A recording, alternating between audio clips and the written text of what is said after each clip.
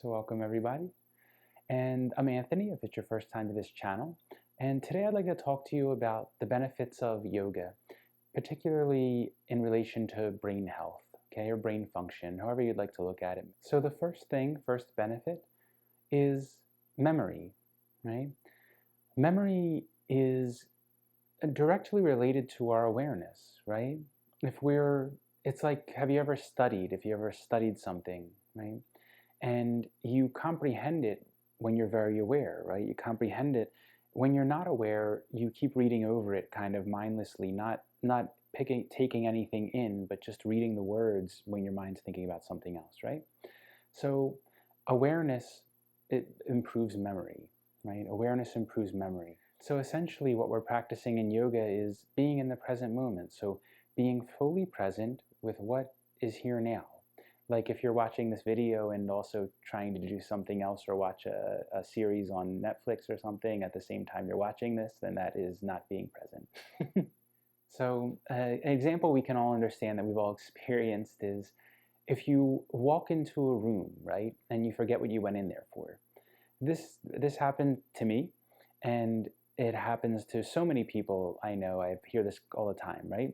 You walk into a room to get something or to do something, and then as soon as you get in the room, you're like, I can't remember what I possibly came in here for.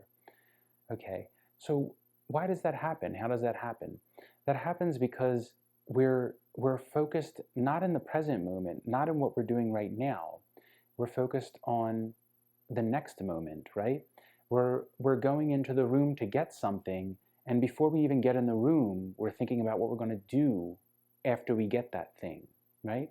And then you can't remember what you went in there for because you're not focusing on what you're doing. See? So it's basically slowing down. Awareness is slowing down, right? We have to slow down to start to be aware, to start to be able to be aware, more aware. So slowing down and taking it moment by moment, present moment. So I realize I need to go grab something from the room. So I'm aware that I'm getting up from the couch. I'm aware that I'm walking into the room. I'm aware that what I'm going in there for. When I get in there, I'm aware of what I'm looking for. I'm aware that I'm going to get it. I'm aware that I've grabbed it. I'm aware that I'm taking it back in this room, and I'm aware that I'm doing with it whatever I'm doing with it, okay? So it's simple, just like that. It sounds so simple, but we don't do it, right? And myself included, I'm guilty of this all the time, okay? So that's one way that memory is related to being improved by the awareness that we practice in yoga, okay? Another example that we've all experienced is what we were talking about earlier. If you've ever read a book, and I guess not so many of us use real books anymore, I like to, but I mean, if you're reading a book or a book on a tablet or a smartphone, if you're reading the book and you have to read something like 4 times, right? You read it and you don't understand it. And you read it and you still don't understand it. And then you read it again and you still don't understand what you just read or remember anything that you just read. So, and this happens 3 or 4 times, right? And that's just from not being aware of what we're doing, because the mind is not focusing on the words that you're reading, right? Your brain is, on one level, is reading the words, right? It's reading the words in the sense of word by word, not in the form of a sentence to comprehend. It's reading word, word, word, word, just automatically repeating how the word is pronounced in your mind, right? But it's not comprehending because the mind is on something else, right? And you know when this happens that your mind is somewhere else. That's usually the reason, right? So if you're paying attention, then you're reading, and this is all there is. There's only these words. There's only what we're reading. Then you comprehend well. When the mind is somewhere else, I'm thinking like, oh man, what am I going to do tonight for dinner, blah, blah, blah. You're not comprehending anything. So that's why it happens, because we're trying to focus on something, but the mind is thinking somewhere else. We're focusing actually on our thinking and not on what we're doing, okay? And last example that we can all understand, happened to all of us, I'm sure, is car keys, right? We all lose our car keys for some reason. They don't like to hang around. But car keys, when you lose your car keys and you look around the entire house, right? Look everywhere. You even start looking in ridiculous places like the freezer and places that you know you didn't put it because it would never happen to be there. and they wind up being in like your pocket or in your car or on the front porch or in the door, the handle of the door. This happens to all of us, right? So this is complete unawareness. And basically what unawareness is always living in the next moment, right? And never living fully in the present moment. So slowing down, right? This is what yoga teaches. This is the real practices that will benefit your life, you know? The physical stuff is wonderful. The breathing is wonderful. All this helps. But the deeper practice, right? The things that will change life are presence awareness, right? So slowing down, I'm aware that, in other words, walking to the door from your car, right? What happens? Again, unawareness, simple. That you get out of the car and you're already thinking about what I'm going to do when I'm getting in the house.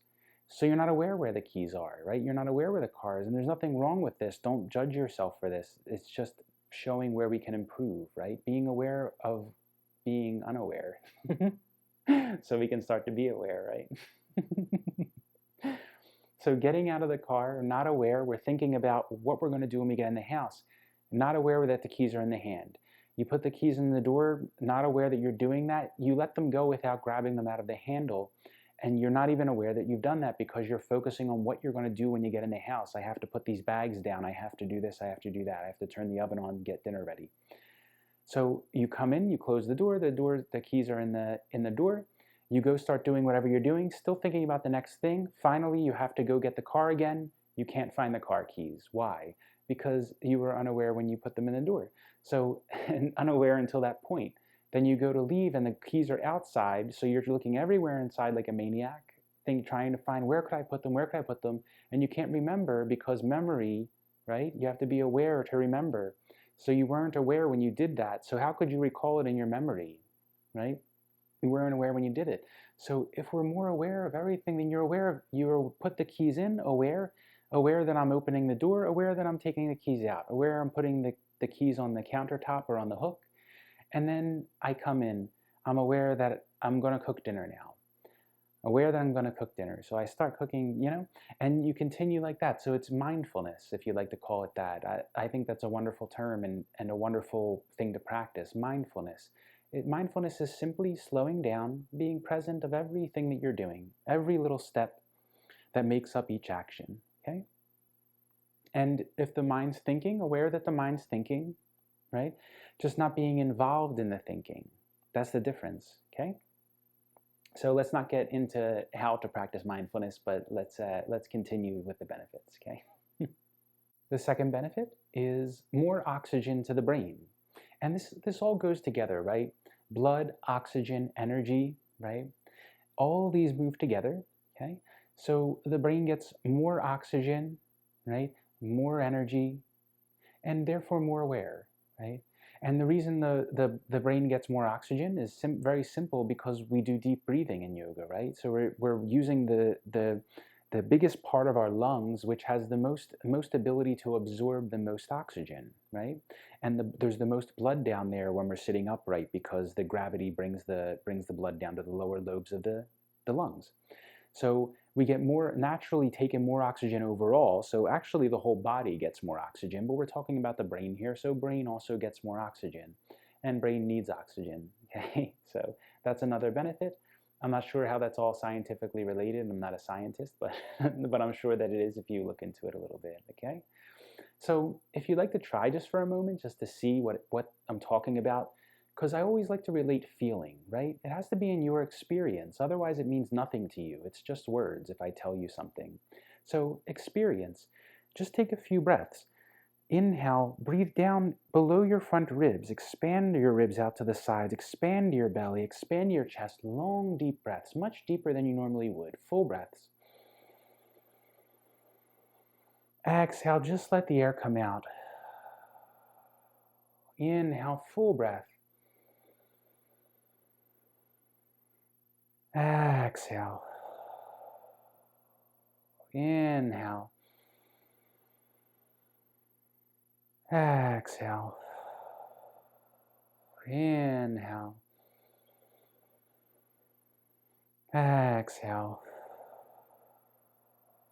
Inhale. Exhale. How do you feel? Right? How do you feel? Does your brain feel more alert? Do you feel calmer? Do you feel more energy, more sensation in your body? Right? Do you feel more tingling sensation? That's more energy. Okay? And this is just for a second doing it, right? But you learn to do this in the practices, and then you start to do it all day long. You always take long, deep breaths.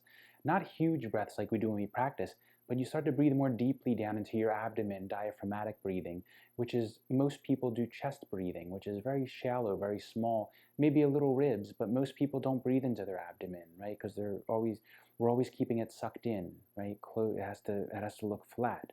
So let it be free. Let your abdomen move. Just like a kid, they don't care that their abdomen hangs out, right? That they have a big belly. Doesn't matter. I mean, it's okay. It's more important to get oxygen than it is to have a flat stomach, okay? Next one. Number 3 is improved coordination. So this is a physical thing, but of course this comes from your brain, right? Comes from your mind. And one of the reasons is that a lot of the movements are compound movements, number 1, right? And so we're moving 2 different things at once. You might be moving the leg and the arm at the same time. It takes a lot of coordination to do both these things at once, and especially if you're not used to it. One of the physical things that happens is that your brain, when you learn new things, it stimulates your brain. Your brain has to build new connections between the neurons when you learn new things, right? So you're building your brain, building your connections, improving and learning and growing, instead of the opposite of deteriorating, right? So we're building new connections between the neurons, okay? So this also is benefited by awareness, right? That makes us, it's like when you learn an instrument, right? You learn any new movement, driving, anything, the more attention, the more awareness you bring to it, especially areas of the body that we're not used to feeling. So for example, when you breathe and you start to feel your ribs moving, you start to feel your abdomen moving. Or if we're talking about a certain part of a body in a posture, we might say, feel this engagement on the outside of your hip, feel this, try doing this, try internally rotating your leg this way or that way, and feel what happens, feel how it changes. Be aware if there's any tension here or there.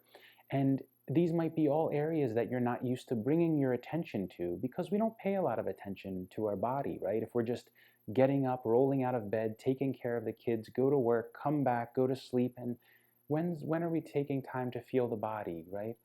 So in the practice, we pay a lot of attention to feeling the body, and when you start to bring awareness to these parts of the body, things start to happen. Energy flows where attention goes, right?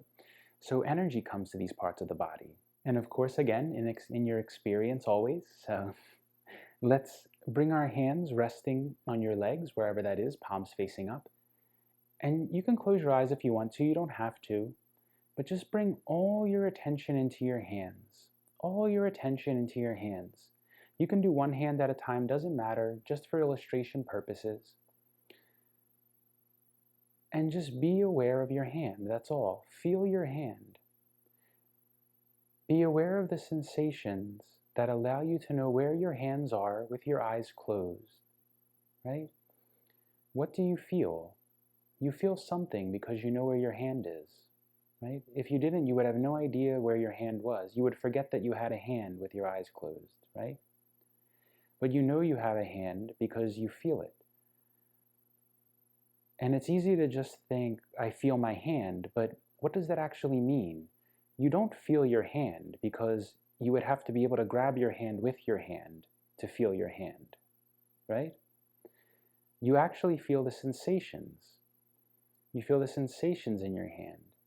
So what are those sensations, right? What are those sensations? Is it a tingling sensation, vibrating sensation? Is it a pressure sensation? Do you feel coolness or heat in your hand? Do you feel a sensation of expansion or contraction in your hand? Do you feel lightness? Do you feel heaviness? And bring more attention to your hands and see, do you feel more sensation? Even try to feel the whole hand. So if you feel areas where you don't feel any sensation, keep your attention on those areas and see what happens. See if more energy comes and you feel sensation there. Keep focusing on your hands. Just be aware of what you feel for a moment. Experiment, be curious, see what happens.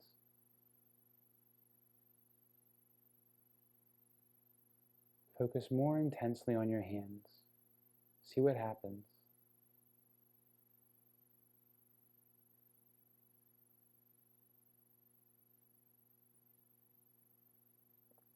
Okay.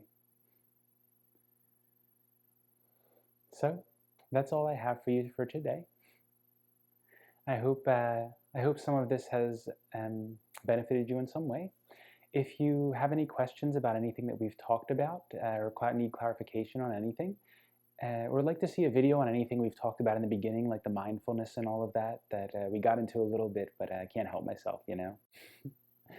But we didn't get into it fully, so if you'd like to see anything on anything we've talked about, have any questions, let me know in the comments and I'll get back to you, okay? Or I'll make a video on it. So, thank you for joining me today, guys, and until next time, I'll see you then and take care.